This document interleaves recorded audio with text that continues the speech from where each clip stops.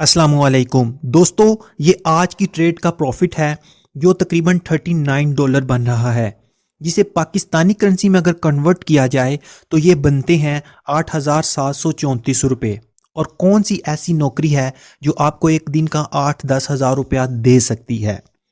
ये ट्रेड मैंने क्यों ली, इसके पीछे क्या लॉजिक था, आज हम इस पर डिस्कस करने वाले हैं। लेकिन आगे बढ़ने से पहले मैं ये कहूँगा कि अगर आप ट्रेडिंग की फील्ड से वाबस्ता नहीं हैं तो इस वीडियो को देखने के बाद ट्रेडिंग स्टार्ट मत कर दीजिएगा, क्योंकि बगैर टीचर के ट्रेडिंग की फील्ड में आने का मतलब खुदकुशी करना है।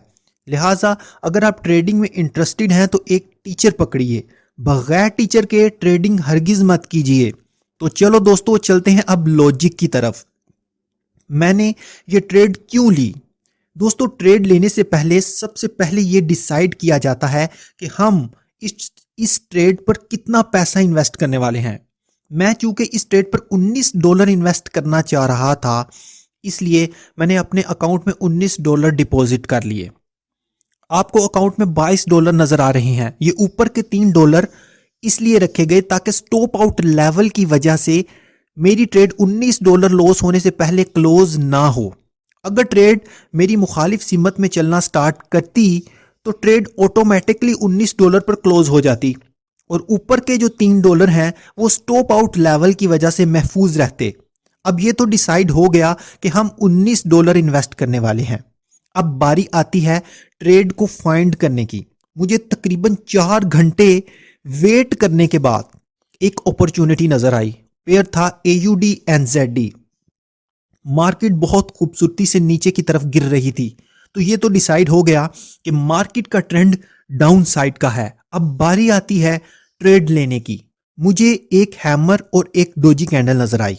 जो भी रिटेलर ट्रेडर्स होंगे वो हैमर और डोजी को देखकर फौरन सेल की ट्रेड में एक्टिव हो गए होंगे, लेकिन मैं स्मार्ट मनी की एंट्री के वेट में था, इसलिए मैंने वेट करना मुनासिब समझा।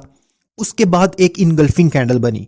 इनगल्फिंग कैंडल को देखकर जो थोड़े बहुत रिटेलर ट्रेडर्स रह गए होंगे वो भी एंटर हो गए होंगे। और दोस्तों, इनगल्फिंग कैंडल बनने के बाद एक रेड हैमर बन गया। तो दोस्तों, इतने ज़्यादा सिग्नल बनने की वजह से बहुत सारे लोग और रिटेलर ट्रेडर्स सेल में बैठे होंगे। लेकिन इतनी बड़ी दुनिया जब सेल में बैठ जाती है तो स्मार्ट मनी कभी भी इजीली उनको प्रॉफिट करने नहीं देती और वो उनका स्टॉप लॉस हिट करने वापस जरूर आती है। और मैं जानता था कि मार्केट इतने ज्यादा रिटेलर ट्रेडर्स का स्टॉप लॉस हिट करने वापस जरूर आएगी, और वही हुआ जो मैं एक्सपेक्ट कर रहा था। एक बहुत स्ट्रॉन्ग बाय की कैंडल बनी। जो लोग भी सेल में बैठे थे उन सब लोगों के स्टॉप लॉस हिट हो गए और वो मार्केट से बाहर हो गए। इतना बड़ा बाय का वॉल्यूम देखकर बहुत से रिटेलर ट्रेडर्स ने अब बाय की एंट्री ली होगी। तो दोस्तों, जिन लोगों ने तो सेल की ट्रेड ली थी उनके तो स्टॉप लॉस हिट हो गए, वो मार्केट से बाहर हो गए। अब इतना स्ट्रॉन्ग ब्रेकआउट होने के बाद जो बहुत सी दुनिया बाय में बैठी है, अब उनका स्टॉप लॉस भी तो हिट करना है स्मार्ट मनी ने। इसलिए स्मार्ट मनी अब वापस नीचे आएगी, और इसलिए मैंने उस पॉइंट पर जहां से स्मार्ट मनी ने बाय के ट्रेडर्स का स्टॉप लॉस हिट करने नीचे आना था, मैं वहां पर बैठ गया और स्मार्ट मनी के साथ एंट्री ले ली और अपने टीपी का वेट करने लगा। लेकिन मार्केट मेरे टीपी के बिल्कुल करीब आकर मेरे सब्र को आजमाना शुरू कर देती है। कभी हैमर और कभी स्ट्रॉन्ग बाय की कैंडल बनाकर मार्केट मुझे बार बार कह रही थी कि निकल जाओ, प्रॉफिट बुक कर लो, वरना मैं वापस चली जाऊंगी। यही वक्त होता है जब एक प्रोफेशनल ट्रेडर और एक रिटेलर ट्रेडर का पता चलता है। जब मार्केट डांस स्टार्ट कर देती है, कभी ऊपर जाती है कभी नीचे जाती है और आपके आसाब पर दबाव डालती है, तो जो भी रिटेलर ट्रेडर्स होते हैं वो डर कर थोड़ा सा प्रॉफिट लेकर निकल जाते हैं, जबकि प्रोफेशनल ट्रेडर्स मार्केट का मुकाबला करते हैं। और इस मुकाबले में मार्केट को हारना पड़ा और मुझे रिस्क रिवॉर्ड 1:2 के हिसाब से प्रॉफिट मिल गया। मेरी इन्वेस्टमेंट थी $19 और मुझे प्रॉफिट हो गया $38।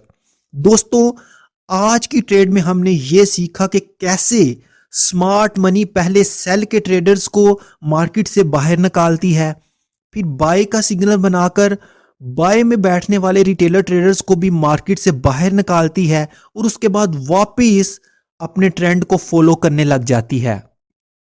और अगर इस असाब शकन जंग में आप स्मार्ट मनी के साथ एंट्री लेने में कामयाब हो जाएं तो यकीन करें रिस्क रिवॉर्ड 1:2 तो क्या 1:4 भी इजीली अचीव किया जा सकता है। लेकिन जब तक आप एक प्रोफेशनल ट्रेडर नहीं बन जाते आप रिस्क रिवॉर्ड 1:2 तक ही महदूद रहिए, क्योंकि मार्केट एक दरिया है और जो इस दरिया से अपनी ज़रूरत के मुताबिक पानी निकाल लेता है उसकी प्यास बुझ जाती है, और जो इस दरिया को ही लूटना चाहता है वो इसमें डूब कर मर जाता है। दोस्तों, आज की वीडियो यहीं तक थी। उम्मीद करता हूं आपको पसंद आई होगी। अगली वीडियो में आपसे फिर मुलाकात होगी। तब तक के लिए मुझे इजाज़त दीजिए। अस्सलामु अलैकुम।